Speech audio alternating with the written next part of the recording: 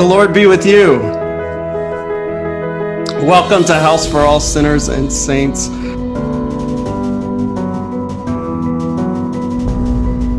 Father, we give you thanks for the holy vine of your servant David. Having loved his own who were in the world, he loved them to the end. The devil had already put it into the heart of Judas, son of Simon Iscariot, to betray him. And during supper, Jesus, knowing that the Father had given all things into his hands, and that he had come from God and was going to God, got up from the table, took off his outer robe, and tied a towel around himself.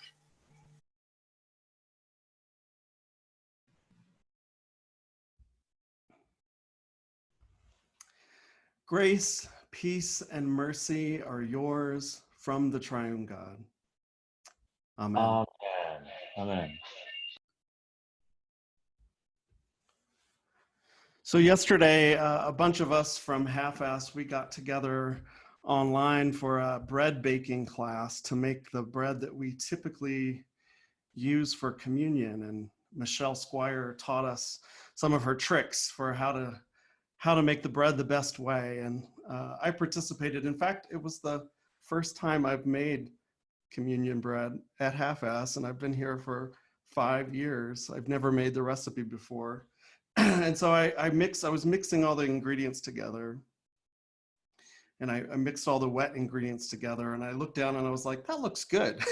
So I stuck my finger in and I tasted it, and all of a sudden I was like, as if by magic, transported to our liturgy, to church. It tasted like church. It turns out that church apparently tastes like molasses, honey, salt, and olive oil. So if you're ever missing church, that's all you need, apparently. But I had this moment where I was like, as if I was sort of quantumly entangled with church. I was here in my house, but sort of magically at the same time somewhere else. And then later on in the day yesterday, I had a similar experience with some of my time available during this lockdown. I have started to garden. You know, we bought a house about 6 months ago, and this is the first time since I've left my parents' home that I've had a space to really garden for myself. And yesterday I was filling little planter pots with dirt, and I left the room and I came back in, and the room just smelled like dirt. And I turned to Brian, my partner, and I said, you know what? I love the smell of dirt. And I realized that in that moment, again, I was transported to another time. Gardening was like my biggest passion when I was in like late middle school, high school. It was what I, in a lot of ways, it's really was my major spiritual practice. And I've been yearning to return to that sort of, to have something that is grounding for me like that, to connect with that part of me from my past that was grounded in the earth. But in that moment, just the smell of the dirt was able to transport me out of my basement here in Denver, all the way to Memphis, Tennessee, 25 years ago. Because of those two experiences, I've been thinking a lot about quantum physics, and I can't claim to know that much about how it actually works. I mean, I watch the documentaries on TV and kind of like to think I know how it works, but my brother's a mathematician, and when I try to explain these things to him from my perspective, he just shakes his head and is like, you don't get it. But the thing that I know that I get about quantum physics is that phrase, spooky action at a distance. That because of the insights into quantum physics, we know that a single entity, like a molecule, can actually be in two places at the same time, can simultaneously be on one side of the universe and at the same time on the other side of the universe, and they're still connected. There's still a way in which those two, that one thing is joined across a distance that you would think would be a chasm that is never crossable. So I've been thinking about quantum physics. I've been thinking about in this time in our lives where we feel like we are separated, when we are separated, when we are in our homes largely not seeing each other, and there is the temptation to actually think that we are alone. This idea that we could actually be in two places at the same time is hugely good news for me. And as I sat down to read the gospel story for Maundy Thursday, it kind of hit me that this story is almost in a way, it's telling us about the quantum physics that Jesus creates. The quantum physics that we are in two places at the same time. And what I mean by that is from that beautiful passage that we just heard acted out, we hear the narrator, the gospel writer say that Jesus, knowing that the Father had given all things into his hands and that he had come from God and was going to God. This is the sort of quantum physics of Jesus's life. That his life does not begin in the manger, that his life begins in God, and that he is born in this world, and that he returns to God. That Jesus is simultaneously here in this world and also with God at the same time. Two places that seem like they cannot be crossed, they cannot meet, indeed meet. And the thing is that this holy quantum physics that Jesus makes possible, it's not just true for him, it's true for us too. That we have come from God and we are going to God. That our journey towards God is always already a return. That God isn't just our destination, but is also our home, where we came from, our birthplace.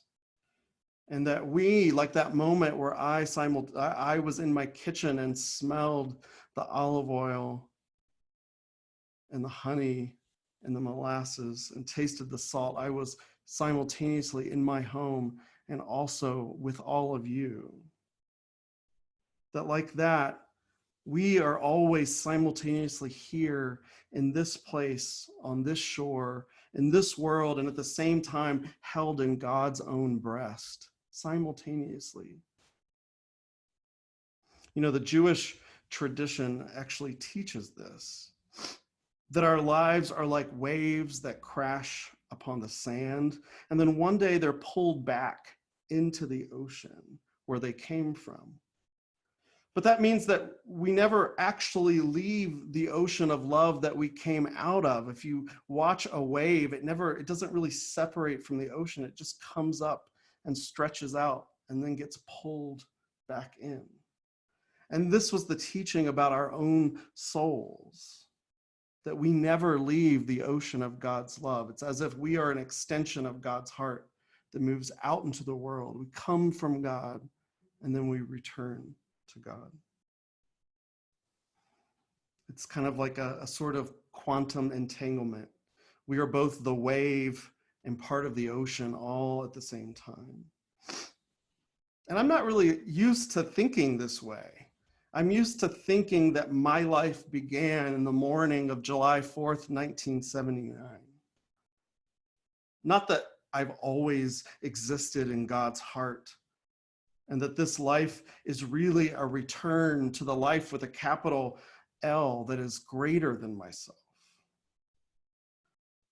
I'm used to sort of thinking like that we've sort of been plopped down onto this almost like abandoned, maddening island, and that God is somehow maybe on this side of it all and on this side of it all. but that it doesn't meet. I'm used to thinking that we're alone, that we're headed towards God. But the message of today's gospel isn't that we're headed just towards God, that we come from God and God sustains us all the way as we return to God. Because of our current isolation and the way in which we are physically separated from each other, I need to feel this quantum entanglement with God and with all of you. I need to know that I'm not just stuck in my house, but that simultaneously God is lifting my heart and all of our hearts up into her presence. That I am both here in the pain, in the difficulty of being separated from you, but that I am also literally with you. That we are in our houses and sitting on our couches and sitting at our dining room tables, but we are also simultaneously there in that space that we call holy at 16th and Pearl together in this moment. And that we are joined with all the saints as well. But this quantum physics of Jesus that makes this possible, where we are here and there, it's not just to make us feel warm and fuzzy and connected to each other, though those things are deeply important right now. It's deeply important to know that we are not abandoned and that we are not alone. But it's not just about sort of thinking about us being in two places at the same time, but that we are also constantly in two states at the same time. Two contradictory things that seem like they could never be brought together. That we are simultaneously sinner and saint, that we are at the same time made of stardust and made of ashes, that we are human and divine.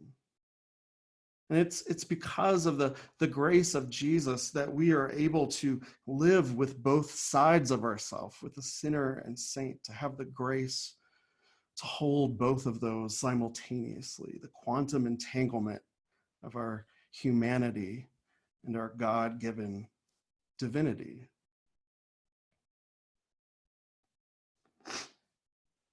You know, where Jesus demonstrates this quantum entanglement, his wish for us to know that the sides of us that seem contradictory live together, is in this story with Judas. And the fact that you would expect that after all that Judas did, after the betrayal of his Lord and his friends, that what Jesus would do would drive Jesus out of the Last Supper. But what Jesus does is he kneels down and takes his towel and he washes Judas's feet too. And he shares the bread and the cup with Judas too.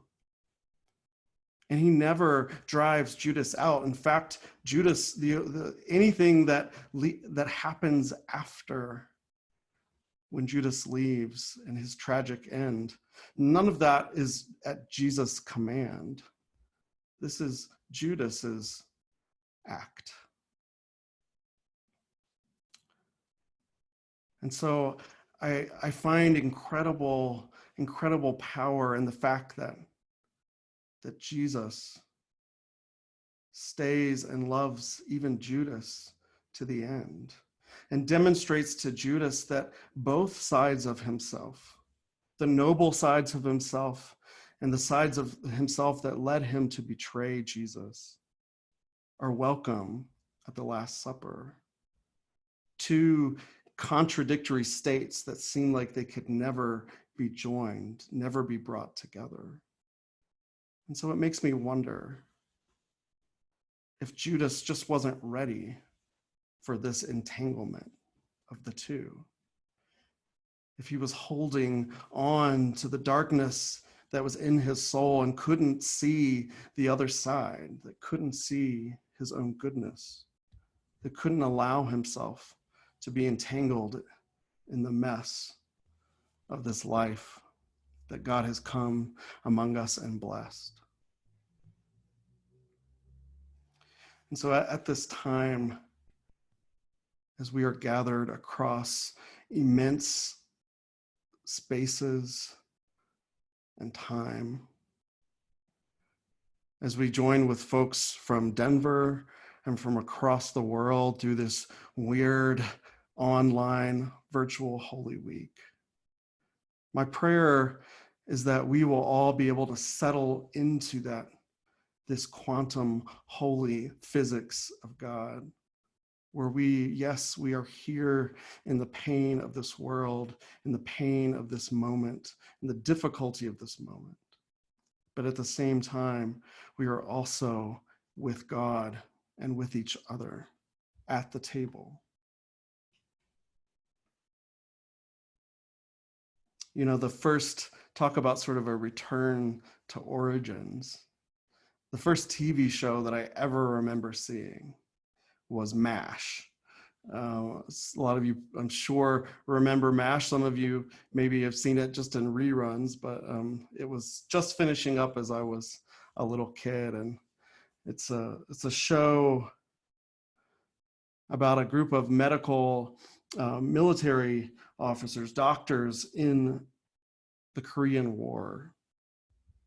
And there's this episode where Front Major Charles Winchester, he finds a soldier who's dying, and he grabs his hand. And the soldier who is dying looks up at him, and the major looks at the soldier who's dying and says, "What do you see? Can you feel anything? Can you see anything? I have to know. I have to know. What do you see?" But the dying soldier, he didn't answer any of these questions. All he manages to get out of his mouth is, "I smell bread. I smell bread." As if he, in that moment, at the end of his life, is quantumly connected to all that came before him, to the most nourishing, life-giving food on earth. I smell bread. He's transported to another time and another place where God's grace can flow into him. And so it is my prayer right now that as we continue this liturgy and wash our feet, wash each other's feet, and share in the bread and the cup, that we will smell bread, that we will smell incense, that we will see candles lit, that we will feel our hearts aglow with God's love for us and our love for each other. Amen.